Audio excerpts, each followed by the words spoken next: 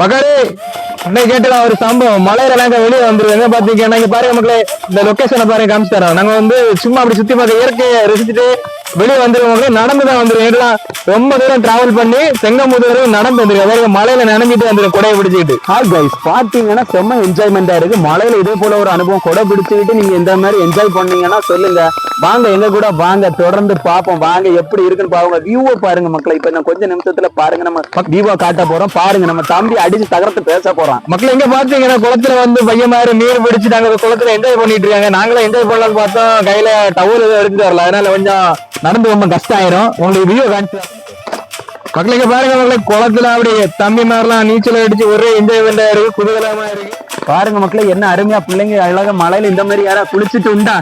சொல்லுங்க மக்களே, 90s கிட்ஸோட அனுபவம் சொல்லுங்க. அடிச்சு தகரத்தை குளிப்பானு இந்த ஏரியா பாத்துட்டோம்னா மக்களே நீங்க வந்து பெருத்தனமா என்ஜாய் பண்ணுங்க. எங்க பாருங்க இயற்கையை பார்த்து என்ஜாய் பண்ணுங்க. என்ன ஒரு டிப்ரெஷன் இருந்தாலும் இப்படி வாங்க மக்களே, நடந்து வாங்க, ஒரு டிப்ரெஷன் வராது, எல்லாம் காணாம போயிடும்.